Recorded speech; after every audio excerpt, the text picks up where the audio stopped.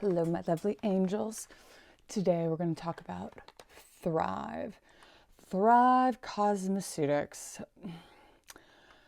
This brand, it almost feels like an MLM. It's not, but it's got like MLM vibes. I don't know why. Something about it. I guess my issue is sometimes when brands, like a makeup brand, get like very mission driven. It's like, just sell the product. Like, I don't need all of the new age woo woo with it. Just give me some mascara. One of my biggest issues with this company is they don't offer free shipping, and that drives me nuts. Build it into the price, for God's sake, but just don't make me have to pay an additional $9 for shipping when I'm trying to buy one mascara. It actually prompts me to go find other brands. Just Thrive, if you're listening. I can't be the only person who feels this way. Might want to take that feedback. So I got introduced to this brand because they have a liquid lip balm that's lovely. It's just like a lip gloss, but it's a balm. It's very nice. It's a little pricey, but I liked it. And their mascara, it was one of the first tubing mascaras that I encountered. I like it. I'm going to give you guys a full review of, they have 2 different types of mascara now. And they also have a product that's like a brow lamination product. Let's start with the brow product. The ads for this make it seem like, one, it's very similar to an actual brow lamination, that it's going to last longer than a normal topically applied cosmetic product would last. The idea, what they're alluding to, is that this lasts like till tomorrow, maybe even, but it's like a lamination product. The truth is, it's an eyebrow gel. I don't see anything special about it. It's a eyebrow gel. It goes on clear. It dries pretty quickly. I do like the brush. It's a dual-sided brush, so spikier, spikier on this side and like finer comb on this side. Not crazy, but like convenient. I actually do appreciate it. My only issue with eyebrow gels is that anytime you put, just like hair gel, a lot of hair gels look great when you first put it in your hair, but over the day, as the product breaks down, it can get white and flaky. Totally makes people look like they have dandruff. The same thing can happen with an eyebrow gel. It's not super obvious. This is like extremely nitpicky. But what I prefer is a pomade or a wax, because those don't have that same product. They're not going to break down over the day and like give me flakiness on my face. How much do you get? Oh my God, it's so tiny. 0.20 ounces. Not a lot, not a little. I think is probably standard for eyebrow products, but you are absolutely going to get, you know what? I'm going to grab it. Let me grab this. So this is 26 bucks for 0.2 ounces.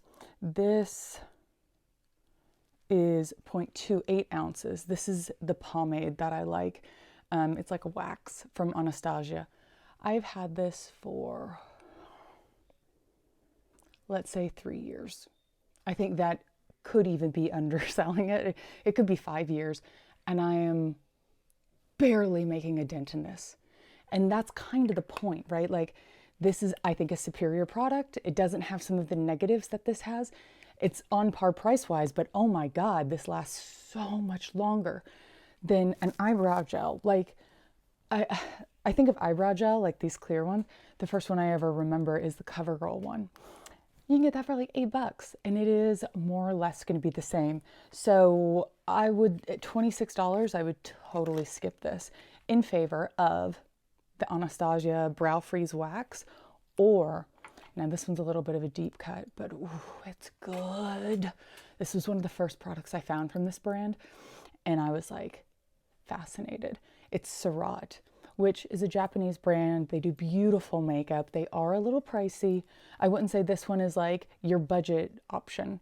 The Anastasia is definitely the best for your money, but this one is cool. It's Japanese hairdresser's wax, and it's on like a little kind of a toothbrush, very thin, and it lasts all day. And if you want to have that kind of like laminated look, man, I love this product. It is so good. Again, not the cheapest option, but a really good one. All right, now let's talk about these mascaras. I think their first mascara is the one that they're known for, which is the tubing mascara. They just came out with brown, and they also got like a navy color.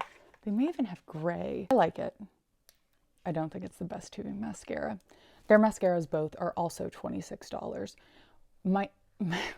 One thing I sincerely don't like about this, and I don't understand it, it feels good in your hand, but why in the world is this weighted?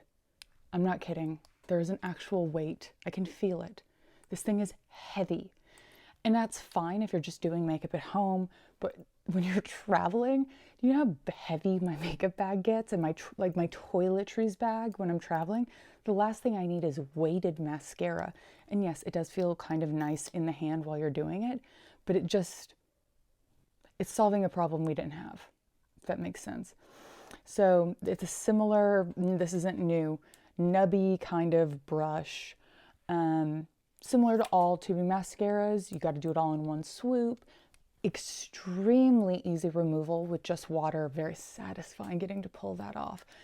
And lasts all day, doesn't flake. Excellent. I love a tubing mascara for that reason. This one reminds me of a lot of tubing mascaras where it starts off as a more thin product. And this is like a lot of mascaras.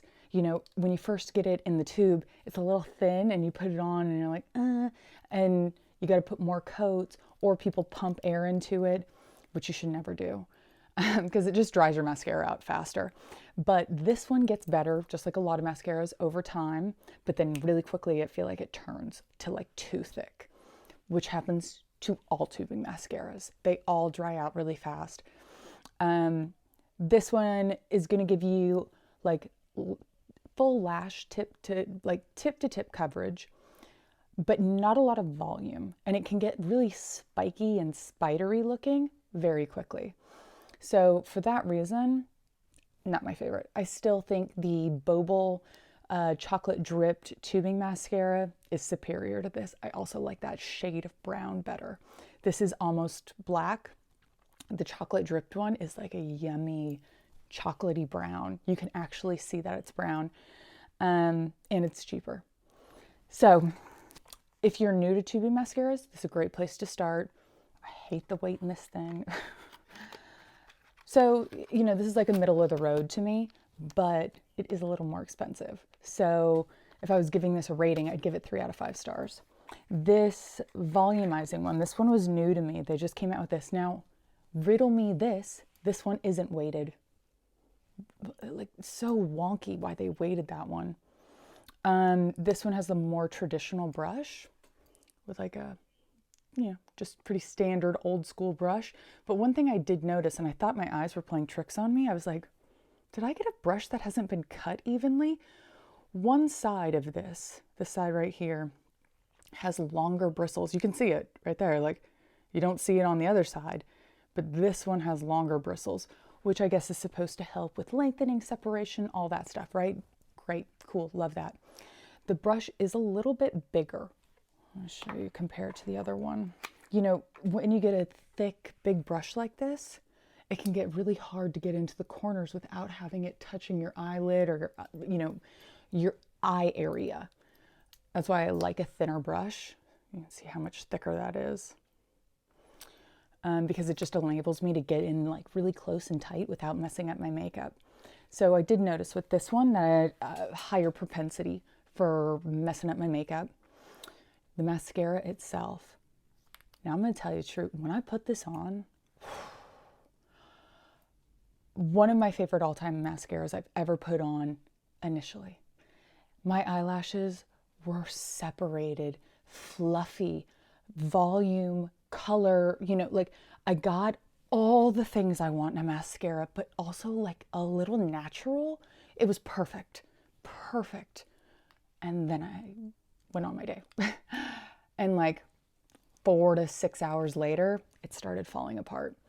And I tried it a couple times. You know, I'm like, okay, is it the moisturizer? Is it the foundation I'm testing? Like, could it be other things? It didn't matter. If I had fresh face, nothing else on, it still flaked and fell apart, which is just a cardinal sin, you know.